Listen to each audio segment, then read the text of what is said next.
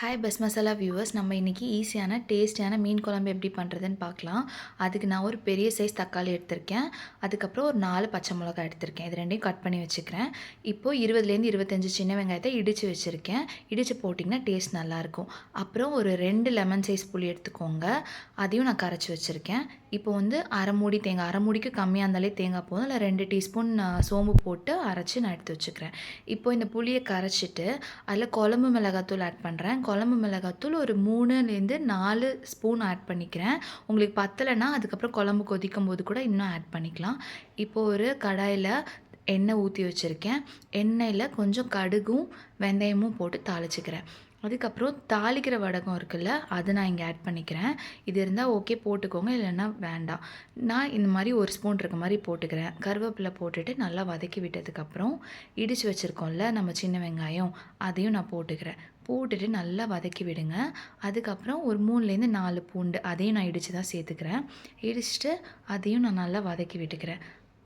வெங்காயம் நல்லா பொன்னிறமாக வதங்கினதுக்கப்புறம் இந்த 4 பச்சை மிளகாவையும் தக்காளியும் போட்டு வதக்கிக்கோங்க.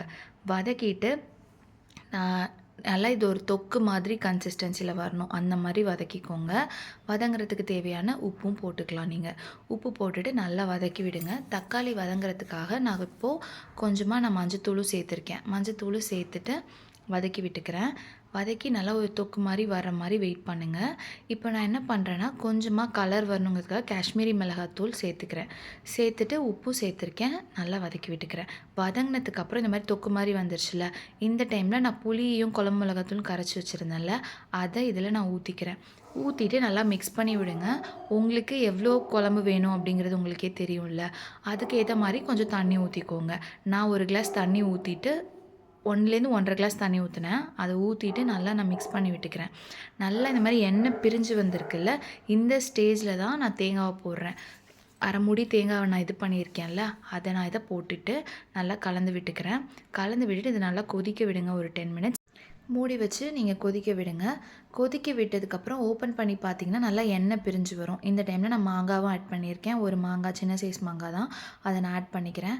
அது வந்து ஒரு 5 மினிட்ஸ் நல்லா கொதிக்கிட்டும். அதுக்கப்புறமா மீனை போடுங்க, ஓகேவா? ஏன்னா மீன் போட்டுட்டு நம்ம ஒரு 10 மினிட்ஸ்லேயே ஆஃப் பண்ண போகிறோம். ஸோ லாஸ்ட்டாக மீன் சேர்த்துக்க போகிறீங்க. பார்த்தீங்கனாலே உங்களுக்கு தெரியும் எண்ணெய் நல்லா பிரிஞ்சு வந்திருக்கு.